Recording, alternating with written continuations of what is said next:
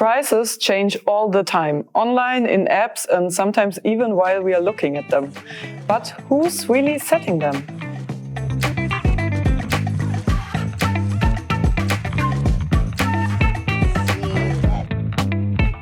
Today I'm sitting down with my colleague Arash, and we are talking about intelligent pricing. So could you please introduce yourself briefly and also tell me, when did you start working first on this topic?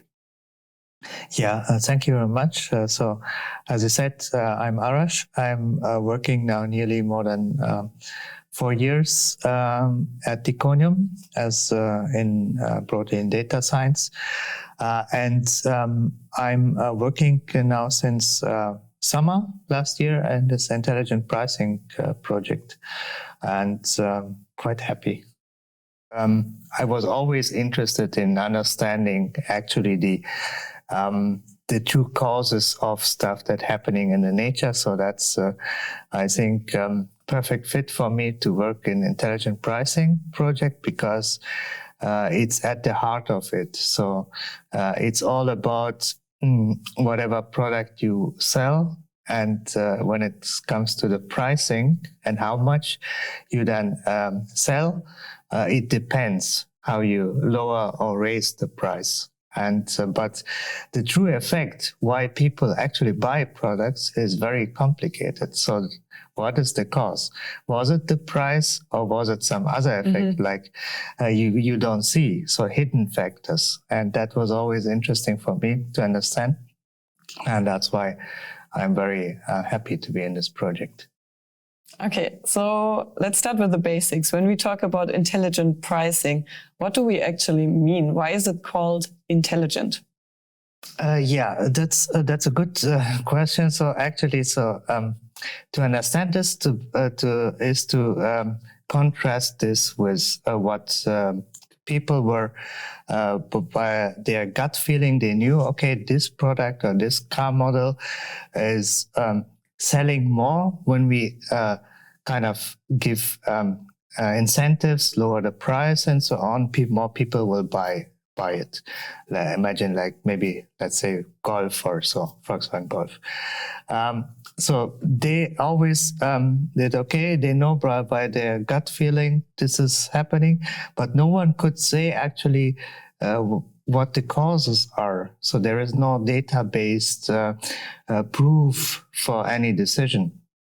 So that's what then led to the decision to do this intelligent pricing, because intelligent means the informed decision in a sense. So you do a decision that you give incentives, lower the price, or et cetera, and you now try to understand on the basis of the data why it may be that it's helping. And that's the reason why it's called intelligent pricing. Okay. And I mean, many companies, we all know, like the big interior stores, or they still rely heavily on these manual price adjustments, like a mid of January sale or something like this.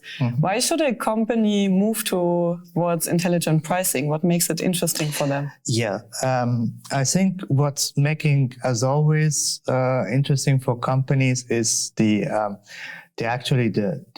first of the money that they save in the first place in terms of their sales and marketing. So because every company, big company, has maybe a sales budget and knows, okay, each quarter we take a specific budget and put it in this product A, B, and C, and so on. But we don't know actually if there are potential for saving or even potential to put this money rather in a product B than A, and we maybe sell more and get more revenue out of it. So the incentive is to find out these hidden patterns that may lead to better sales incentives. So speaking of patterns already, how would you describe the role of traditional machine learning in the whole process?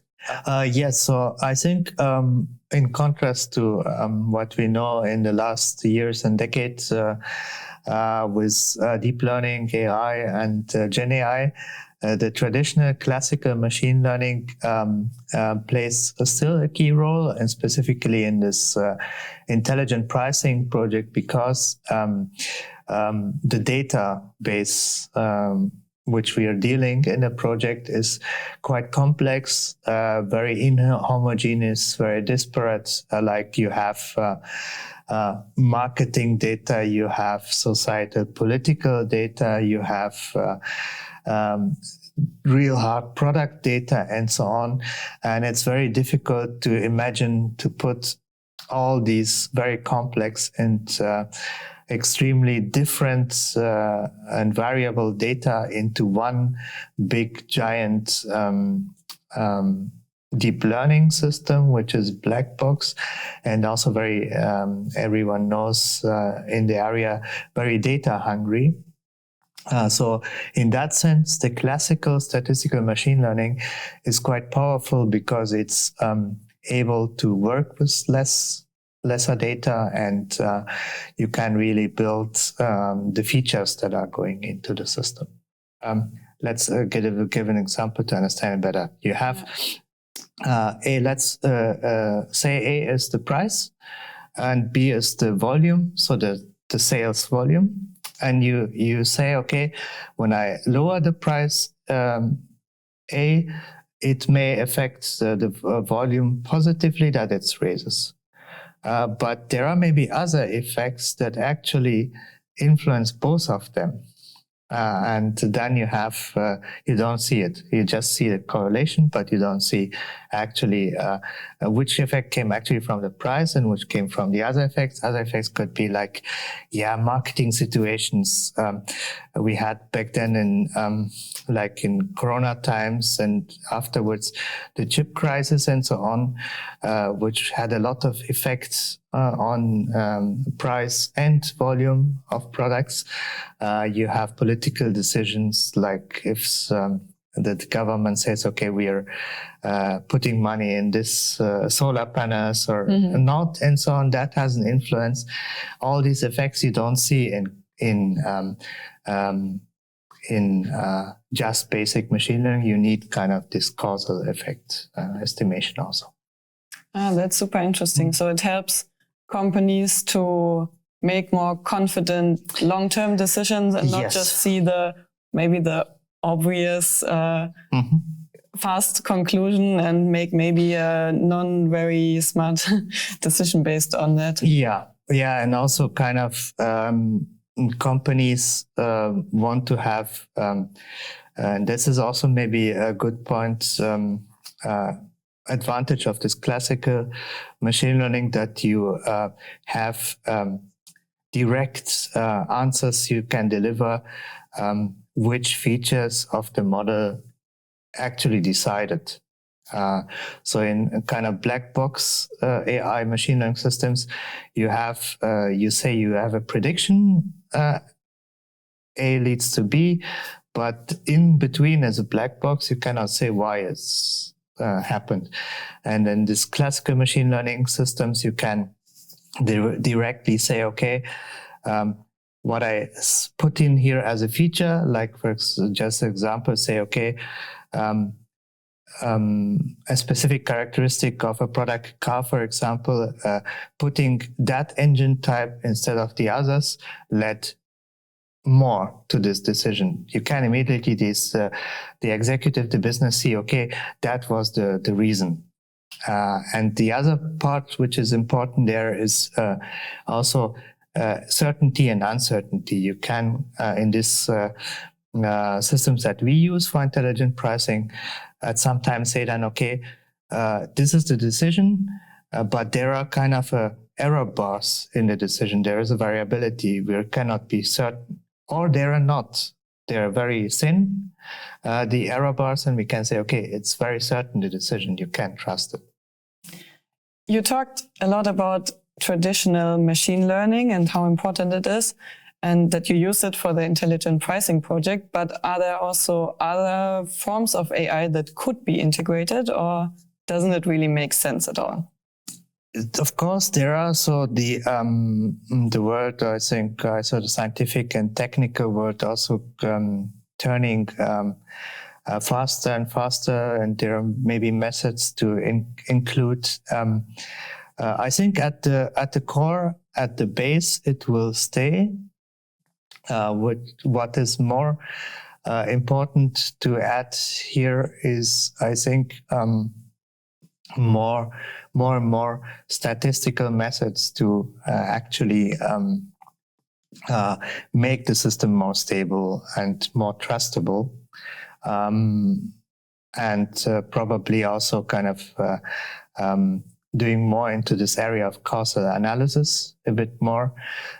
Like just an example, in medical area, you always have this the question, okay, I have a medicine, and I want to test, is it working? The gold standard there is this treatment effect analysis. You do these big studies and so on, and find, okay, it's working. We have the causal. And there are some methods in causal analysis, also in statistical math, which reflect a bit this kind of double-blind treatment effect analysis. It would be also important to use these causal analysis and treatment effect from medicine also in these areas like product sales, if it's car or furniture or any company that is dealing with intelligent pricing. It would be nice to also find more definitive quantitative results on these causes. Yeah. And so over the time you mentioned a lot of data sources like marketing data, product data, but what would you say is most important if a company wants to build their own intelligent pricing system or with us? What kind of data they need and what do they have to provide to make it work? Yeah, I think it's a very complex question, and I think it depends on the majorly on the area and domain of the company.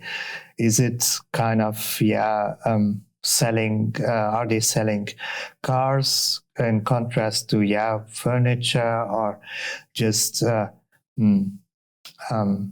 daily products and so on? It really depends on the area. So marketing, I think, is it's something that I think all share in a sense, but I think companies also need kind of the data, the social data, in a bit what is the overall societal situation? What are the inventory situation? Like, for example, let's imagine we talk about people like company in the area of food and so on, like Aldi, Lidl and so on. Let's imagine them. They always have specifically their data regarding inventory. So what is the inventory situation? What do they have currently and what is missing and so on?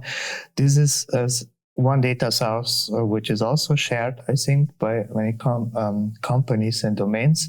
But overall, I think to find out kind of patterns of sale regarding societal and incentives like social media, overall political data, what are the government decisions and so on, they will play also a key role, I think. Yeah. And I mean, we talked a lot about the good things that intelligent pricing can do and also the exciting factors technology-wise.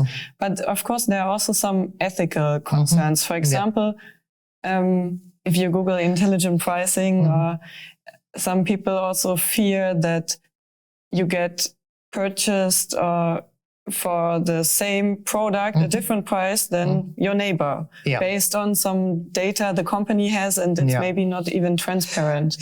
So what's your opinion on that? Yeah, I think it's it's a very important topic, and I think it's important to contrast what we do with intelligent pricing project with something which is mostly rather called dynamic pricing. We see it, for example, in the concert business, which is I'm very counter to it, because it's so in dynamic pricing you really have often this kind of the same product, but depending on kind of the demand and so on, it's just raising or lowering, and then you get kind of the same product, but you have paid maybe much more, and it's also very intransparent. In contrast to this, the intelligent pricing is more about price incentives, and it's a kind of more indirect. Just in case of car companies, if you know, maybe it's, I think, the case for all car manufacturers. The manufacturers don't sell their products directly. It's bought by sellers, and they resell. Mm-hmm. And then the incentive that the company can provide is how much kind of support, cash support and other supports do they give to these resellers, so that they put it then in back to the end customers. So in that case, it's more about, in a sense, to decide on which product you actually put this support, rather than saying, okay, we are selling to one person for that price, and for the other person the other price. And I think we have to be very cautious when it comes to this dynamic pricing, because it has a lot of, I think, very difficult effects, which I'm actually so also as a kind of someone who is going a lot to concerts and music, as something that I really hate with this dynamic pricing there. Mm-hmm. Yeah, and you are also working on the intelligent pricing project. Mm-hmm. Can you maybe share a little bit what you like most about working on such a project in practice for a company? Yeah, I think I can speak for actually all of our team that are involved in the project, that I think the most exciting for us was that we, after a very long time, since we're working here at Iconium, have a project which is involves this classical machine learning that we all worked before a couple of years ago, and we're very excited with it. And I think what's also exciting us a lot is the complexity of the project when it comes to data, but also with the complexity of the machining system that we built. We are not looking just for correlation between the output, the prediction, and the database, but also the causal effects, like what part of the data, what features are causing the effect. We try to find out, and this is something which people maybe know from other areas, like in the medicine, when you have kind of medical effects and you want to understand, okay, is a medicine working or not, and what are the effects on the human? You have this now in this intelligent pricing that we are applying on a topic like, for example, car sales. Sometimes you can say, okay, I can build maybe a feature which is involving psychology of humans regarding the build of the product. So if I have a product which is built kind of a little bit differently, how is it that involving the thought process of the people who may be potentially buying it? And so that was quite nice to not only take a black boxing and then put the data in and then out comes a predictor, but really build this box, open it and build the features of it and so on.